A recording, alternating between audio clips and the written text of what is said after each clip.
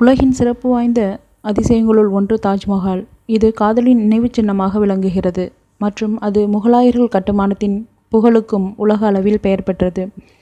முகலாய மன்னரான ஷாஜஹான் அவரது காதல் மனைவி மும்தாஜ் மஹாலுக்காக கட்டியதுதான் தாஜ்மஹால். தாஜ்மஹாலை ஒரு சிவன் கோவில் என்கிறார்கள். அதனை பற்றி இப்போது பார்ப்போமா? காலணிகளை கழற்றிவிட்டுத்தான் பொதுவாக இந்து கோயில்களுக்குள் செல்கிறோம்.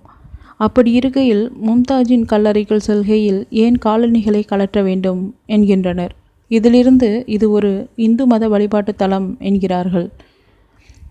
எதிர் தரப்பினரின் பதில்.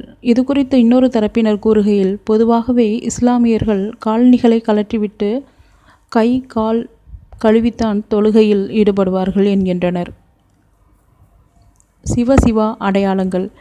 அது மட்டுமின்றி தாஜ்மஹாலின் சுற்று வட்டாரத்தில் பல்வேறு இடங்களில் சிவனின் அடையாளங்கள் குறிக்கப்பட்டுள்ளது என வாதிடுகின்றனர்.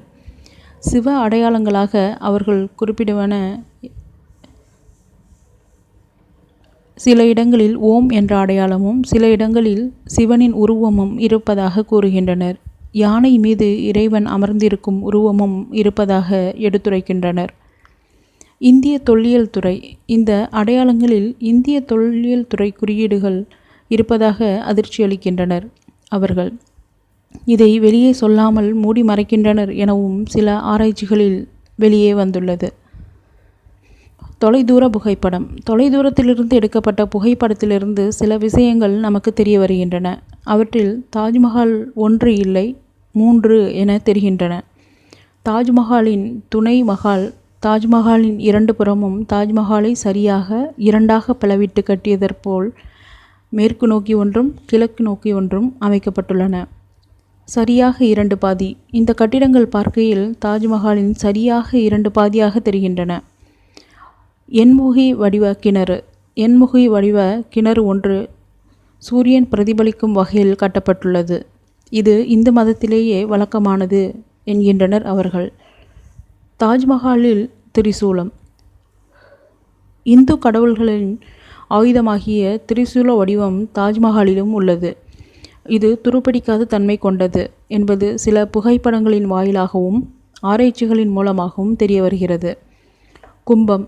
இந்துக்கள் கோயில்களில் வைக்கப்படும் கும்ப பானை போன்ற இந்த கட்டிடத்திலும் காணப்படுகின்றது. அது மட்டுமின்றி இதில் சிவ அடையாளங்கள் இருப்பதாக கூறுகின்றனர்.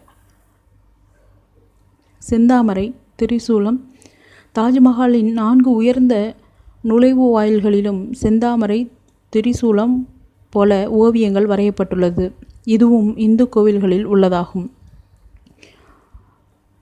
உச்சவரை ஓவியங்கள். இந்து கோவில்களில் கோபுரம் உள்பட உச்சம் வரை ஓவியங்கள் வரைவது வழக்கம். அதுபோலத்தான் தாஜ்மஹாலிலும் ஓவியங்கள் வரையப்பட்டுள்ளன. அன்பே சிவம். சிவனுக்கே உரிய ஊமத்தம்பூ இந்த கட்டிடத்தில் அநேக இடங்களில் வரையப்பட்டுள்ளதாக கூறுகின்றனர் அவர்கள். இவையெல்லாம் தற்செயலாக இருந்ததா அல்லது உண்மையாகவே உள்ளதா என புரியவில்லை.